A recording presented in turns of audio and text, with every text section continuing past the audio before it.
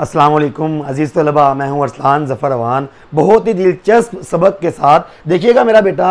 आज का हमारा सबक है कि ईद मुबारक है या ईद मुबारक है। मेरा बेटा इस लेक्चर को ज़रा गौर से सुनिएगा, ज़िंदगी भर के लिए आपकी रहनुमाई इंशाअल्लाह होने वाली है। मेरा बेटा सुनते हैं जी। मुबारक, मुबारक मेरा बेटा अरबी ज़ुबान का लफ्ज़ है और जिन्स के एतबार से मुज़क्कर है।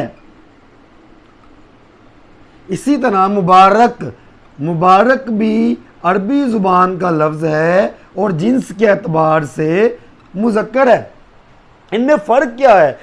इसके नीचे ज़ेर है, इसके ऊपर ज़बर है। मतलब क्या मेरा बेटा इसका? जो मुबारक है ये बतौर फ़ाइल इस्तेमाल होता है। फ़ाइल किसे कहते हैं? सब्जेक्ट को, काम करने वाला। काम करने वाला जो होगा वो मुबारक होगा, जबकि जो मुबारक है ये बतौर मफूल इस्तेमाल होता है, ऑब्जेक्ट इस्तेमाल होता है। मुबारक सब्जेक्ट के तौर पर इस्तेमाल होता है, जबकि मुबारक ऑब्जेक्ट के तौर पर इस्तेमाल होता है। क्या मतलब है बेटा? बेटा मुबारक का मतलब है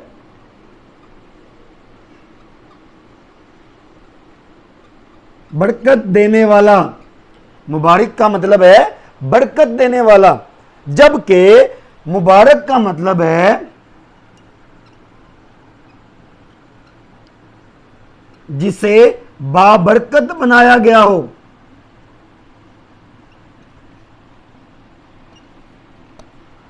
मुबारक बरकत देने वाला, और बरकत देने वाला कौन है? बरकत देने वाली ज़ात सिर्फ अल्लाह ताला की ज़ात है। अल्लाह ताला ही हर चीज़ में बरकत अता फरमाता है। और मुबारक जिसे बाबरकत बनाया गया हो। ईद का मतलब होता है खुशी, खुशी का दिन, खुशी का त्यौहार।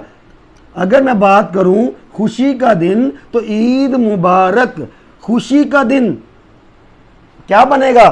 बरकत देने वाला या जिसे बाबरकत बनाया गया हो। ये दुआया कलमात होते हैं। ईद मुबारक, अल्लाह ताला ये खुशी का दिन आपके लिए बाबरकत बनाए, ये खुशी के लम्हे बार बार नसीब हो आपको। तो मेरा बेटा ईद मुबारक दुरुस्त है, ईद मुबारक दुरुस्त है।